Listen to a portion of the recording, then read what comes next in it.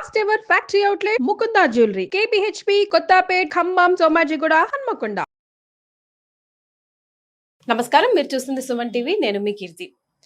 నక్షత్రాలు మనిషి జీవితం మీద, జీవన శైలి మీద, క్యారెక్టరైజేషన్ మీద, వాళ్ళ ఎకనామికల్ స్టేటస్ మీద, హెల్త్ మీద, ఆధ్యాత్మికంగా వాళ్ళు ఎలా ఉంటారు, ఎలా ఉండబోతున్నారు, ఇలా రకరకాలుగా అసలు మనిషి క్యారెక్టరైజేషన్, వ్యక్తిత్వం మీద తెలిసి తెలియకుండా అవి చేయాల్సిన పని చేస్తూ వెళ్ళిపోతాయి. సో నక్షత్రాలు ఈ ఉగాది తెలుగువారి సంవత్సరాది కదా, శ్రీ విశ్వవసునామ సంవత్సరంలో ఒక్కొక్క నక్షత్రం ఎలాంటి ప్రభావం చూపించబోతోంది మనుషుల మీద, ఎలాంటి రెమెడీస్ ఫాలో అవుతే జీవం హ్యాపీగా సాగించుకోవచ్చు అన్న విషయాలు మనకు తెలియజేయడానికి ప్రముఖ ఆస్ట్రాలజర్ సురేష్ బాబు గారు ఉన్నారు.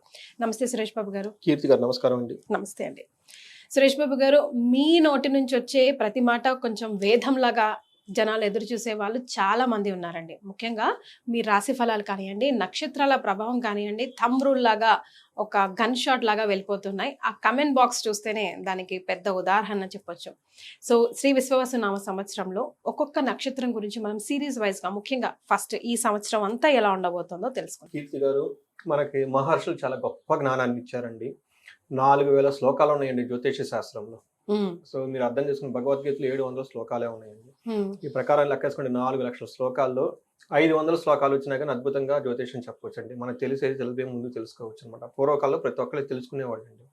అయితే ఇంతటి మహాత్మైన మహర్షులు ఏం చెప్తున్నారు శ్రీ విశ్వవసునామ సంవత్సరంలో, వాళ్ళ చెప్పిన యాజ్ ఇట్ ఈస్గా ఆ శ్లోకాలు వాటి యొక్క మీనింగ్ తెలుసుకొని మీ ద్వారా, సుమన్ టీవీ ద్వారా, ఓకే, ఫస్ట్ మీకు కూడాను మీకు ఉగాది ఉగాది నూతన సంవత్సర శుభాకాంక్షలు, ధన్యవాదాలండి. ఇట్లానే మనకి ఒక ప్లాట్ఫామ్ ఇచ్చిన సుమన్ టీవీ వాళ్ళ యజమాన్యానికి, తర్వాత ఇక్కడ టెక్నీషియన్ కూడాను ఉగాది శుభాకాంక్షలు. సో మనకి చూస్తున్న ప్రేక్షకులు కంటిన్యూస్ చాలా మంది ఫాలో అవుతూ ఉన్నారు నన్ను. ఎప్పటి నుంచో లాస్ట్ 1.5 year నుంచి చాలా కామెంట్స్, పర్సనల్ గా ఫోన్ కాల్ చేసి చెప్తున్నారు. కొంతమంది తమ్మునేల్స్ ఏమైనా సరిగ్గా పెట్టకపోయినా కానీ, గురువు గారు మీ దగ్గర తమ్మునేల్ ఎలా పెట్టారు మార్పించండి, ఇది పోతే మీ ఇమేజ్ పోతుందని నాకు సజెషన్ చేసి మెసేజ్ చేసే వాళ్ళు ఉన్నారు. సో ఒక స్క్రీన్ షాట్లు తీసి పెట్టడం ఇవన్నీ చేస్తున్నారు. సో ఇప్పుడు మనకి చెప్పుకుందాం అండి, శ్రీ విశ్వవసునామ సంవత్సరం. ఈ పేరులోనే ఉంది, విశ్వం అంటే యూనివర్సు, వసు అంటే సంపద. ఈ విశ్వం అంతా మనకి ఎన్నో ఆపర్చునిటీస్, ఎన్నో సంపదలు కూడుకొని ఉంది. విశ్వం, వసు అంటే అందమైన అమ్మాయి, ప్రకృతి అంతా ఎంతో అందంగా ఉంది, దాన్ని చూసి మనం ఎంజాయ్ చేద్దాం అన్న ఒక తత్వాన్ని ఈ సంవత్సరం మనకి ఫిలాసఫీగా ఉందండి. అందుకే శ్రీ విశ్వవసునామ సంవత్సరం. ఇందులో మనం ఫస్ట్ కనుక నక్షత్రాలు వైజ్ సిరీస్ చేసుకుంటే 27 నక్షత్రాలు ఉన్నాయండి. 27 నక్షత్రాలకి 27 అధిష్టాన దేవతలు, ఆది దేవతలు కూడా ఉన్నారు. వాళ్ళ యొక్క పర్టికులర్ పేరు బలం కూడా దీని ప్రకారం ఇవన్నీ మనం అడ్రస్ చేసుకుంటూ ఆ నక్షత్రం క్యారెక్టరిస్టిక్ తెలుసుకుంటూ, అంతేకాకుండా ఈ నక్షత్రం వాళ్ళకి మేజర్గా ఉన్న గ్రహాలు ఎలాంటి అనుకూల పరిస్థితులను, ప్రతికూల పరిస్థితులను తీసుకొని వస్తున్నాయి, ఫైనల్గా రెమెడీస్ ఏం చేస్తే బాగుంటుందని మనం తెలుసుకున్నామండి. నక్షత్రాలు ఎన్నెన్నో ఉన్నాయి కదా సురేష్ గారు, ఈ 27ని ఎందుకు ప్రామాణికంగా తీసుకుంటాం మనం?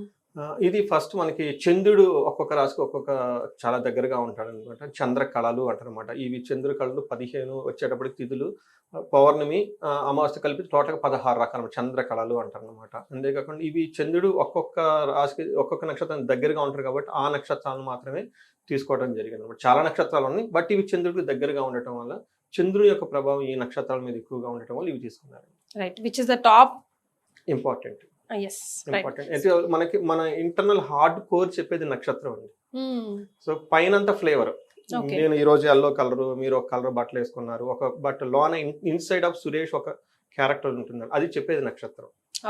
బయట మనం ఒక రోజు నవ్వచ్చు, ఒక రోజు ఆడవచ్చు, కానీ లోన ఒక పవర్ ఉంటుంది.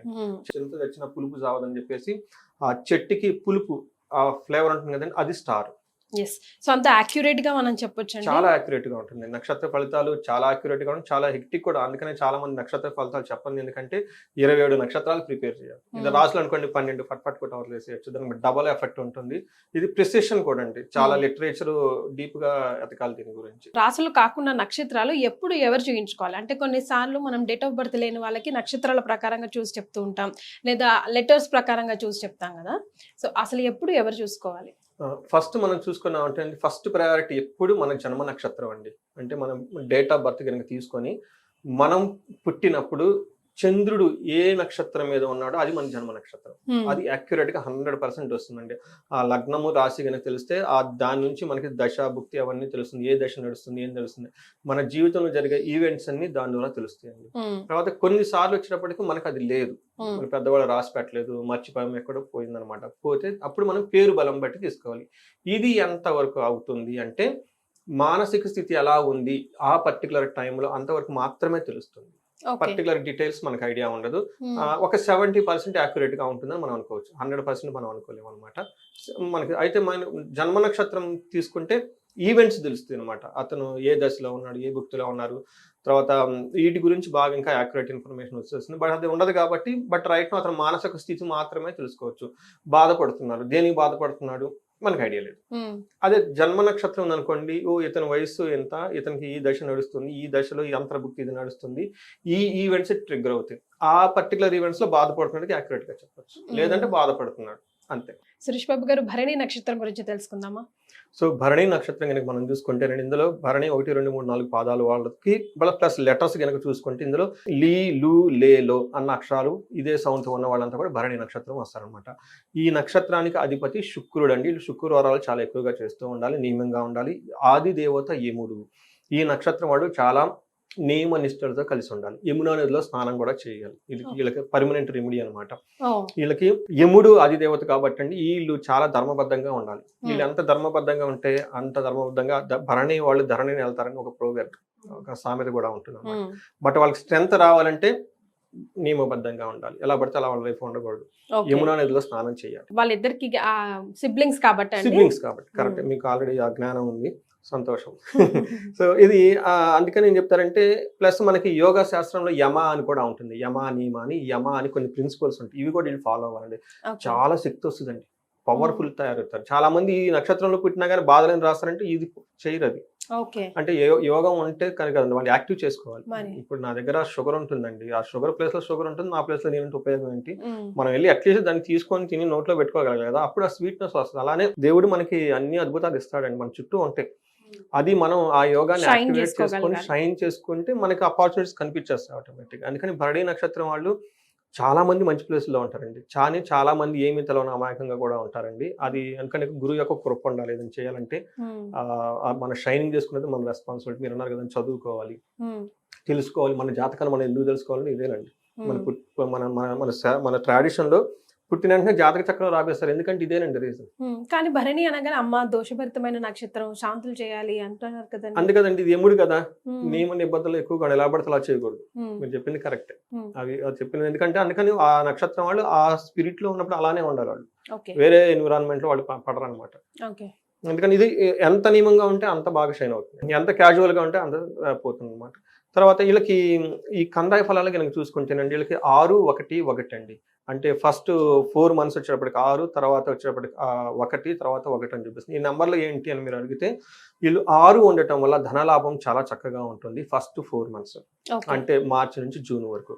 తర్వాత జూలై నుంచి అక్టోబర్ వరకు సమ ఫలితం, అంటే సమానంగా ఉంటుంది. వాళ్ళకి వచ్చేది కానివ్వండి, పోయేది కానివ్వండి, తర్వాత అవమానాలు కానివ్వండి, ఏదైనా సరే ఒక తటస్థంగా ఉండేది అవకాశం. తర్వాత లాస్ట్ లో కూడా 1 నెంబర్ చూపిస్తుంది కాబట్టి ఇది కూడా సమ ఫలితం ఉంటుంది. వాళ్ళు ఏది చేసినా కానీ సమానంగా ఉంటుంది. అటు మంచి అనే ఉండదు, ఇటు చెడు అనే ఉండదు, ఒక మోస్తరుగా వెళ్ళిపోయే ఫలితాలు వీళ్ళకి ఎక్కువగా ఉంటాయి అనేది మనం గమనించుకోవాలి. ఈ సంవత్సరం అంతా సీజన్ బట్టి చూస్తే మనకి గ్రహాల వైజ్ కనుక చూసుకుంటే గురువు, శని, రాహు, కేతులు వీళ్ళకి ఏం చేస్తున్నారు అంటే భరణి నక్షత్రం వాళ్ళకి రాజ్యము, అంటే ఒక కొత్త ఆపర్చునిటీస్ వచ్చే అవకాశం ఎక్కువగా ఉంది జూన్ వరకు. అంతేకాకుండా సంపదమయంగా ఉంటుంది. ఈ సంవత్సరం అంతా గురువు వీళ్ళకి ఐశ్వర్యాన్ని కూడా తీసుకుని వస్తున్నారండి. సో గురువు వీళ్ళకి చాలా మంచి చేస్తున్నారండి ఈ భరణి నక్షత్రం వాళ్ళకి. శని వల్ల ధన ప్రాప్తి, తర్వాత రాహు వల్ల again health complication, serious health complications ఏమైనా అంటే వాటి నుంచి ఉపశమనం వచ్చేసి చక్కగా ముందుకెళ్ళే అవకాశం ఎక్కువగా ఉంటుంది. ధనలాభము, సుఖమయంగా కూడాను ఈ భరణి నక్షత్రం వాళ్ళు ఎక్కువగా ఉంటారు. ఒక రకంగా చూసుకుంటే భరణి నక్షత్రం వాళ్ళు చాలా బాగుంది, ఒక మంచి టైంలో ఉన్నారని గమనించుకోవాలి. రెండో ముఖ్యమైన విషయం ఏంటంటే వీళ్ళకి శని ఈ రాశిలో కూడా ఎంటర్ అవటం వల్ల కొన్ని విషయాల్లో బాగా లేట్ అయ్యే అవకాశం ఎక్కువగా ఉంటుంది. మన రాశి ఫలాల్లో కూడా చెప్పుకున్నాం. దాన్ని హ్మ్. కూడా గమనించుకుంటే ఇంకా వాళ్ళకి బాగుంటుందన్నమాట. శని వీళ్ళకి ధన ప్రవాహాన్ని ఇస్తున్నా హ్మ్. కొన్ని విషయాల్లో చాలా లేట్ చేసి ఇబ్బంది పెట్టే అవకాశం ఎక్కువగా ఉంది. ఎందుకంటే వీళ్ళకి ఏలినాటి శని ప్రభావం స్టార్ట్ అవుతుంది. అయితే ఫస్ట్ ఇయర్ అంత ఎక్కువగా ఉండదు. సెకండ్ ఇయర్ నుంచి వీళ్ళకి ఆ ప్రభావం ఎక్కువగా ఉంటుంది. బట్ ఎందుకైనా ప్రికాషన్స్ తీసుకొని ధనం విషయంలో, పరిచయాల విషయంలో జాగ్రత్తగా ఉంటే సరిపోతుంది. ప్లానెట్స్ ప్రకారం చూసుకుంటే ప్లానెట్స్ అండి. గురువు, శని, రాహు, కేతులు అందరూ వీళ్ళకి చాలా అనుకూలంగా ఉన్నారండి. ఓకే. సో, అనుకూలంగా ఉన్నారు. రాజ్యలాభం ఉంది, ధన ప్రాప్తి ఉంది, హెల్త్ విషయంలో బాగుంటది, సుఖం ఉంటుంది, సంతోషం ఉంటుంది. సో, ఎక్కడ కూడాను ఈళ్ళు ఇబ్బంది పడే పరిస్థితి అయితే ఈ సంవత్సరం వీళ్ళకి లేదండి. Okay. So, life time remedies అయితే చెప్పారు. ఇన్ పర్టిక్యులర్‌గా ఈ సంవత్సరం వాళ్ళు తీసుకోవాల్సిన జాగ్రత్తలు ఏమన్నా ఉన్నాయా? జాగ్రత్త అంటే ఈళ్ళకి హెల్త్ కాంప్లికేషన్స్ కనుక చూసుకుంటే చాలా బాగుండాలి. బట్ ఎవరైనా గనక సఫర్ అవుతూ ఉంటే ఈళ్ళకి అమృత మృత్యుంజయ పాశుపత అభిషేకం చేపించుకున్న, హోమం చేసుకున్న చాలా కలిసుంటుంది. పెళ్లి కాని వాళ్ళు ఎవరైనా గనక ఉంటే ఈ టైంలో ఈళ్ళకి వర పాశుపతము లేదంటే అఘోర గౌరి పాశుపతం అని ఇవి గనక చేపించుకుంటే చాలా బావుంటుంది. ఈళ్ళు ఎక్కువ సార్లు శ్రీశైలం మనకి నేనేం చెప్తానంటే అండి, స్పర్శలింగ దర్శనం అన్నట్టు మనం లింగాన్ని టచ్ స్పర్శ చేయొచ్చు. చేయొచ్చు. హ్మ్. అది తర్వాత మనకి అక్కడ శత్రు బాధ గనక ఏమైనా గనక ఉంటే మనకి ఇది చండీ పారాయణం, చండీ హోమం గూడా చేస్తారండి. హ్మ్. 2 ఒకేసారి అయిపోతాయండి. హ్మ్. చాలా అక్కడ దేవస్థానం వాళ్ళు రేట్లు కానీ సామూహికంగా చేస్తారు గాబట్టి చాలా అంటే క్షేత్రంలో చేస్తారు కాబట్టి చాలా పవర్‌ఫుల్, ఎఫెక్టివ్‌గా ఉంటుంది. అంతవరకు చేస్తే సరిపోతుందండి ఆళ్ళకి. రైట్. సో, భరణి నక్షత్రం వాళ్ళకి కూడా అన్ని విధాలుగా చాలా కలిసొచ్చేలాగానే బావుందండి. నక్షత్రం శ్రీ ప్రకారం చూసుకుంటే చాలా బావుంది. Right. Thank you so much Suresh గారు. థాంక్ నమస్కారం. యూ అండి.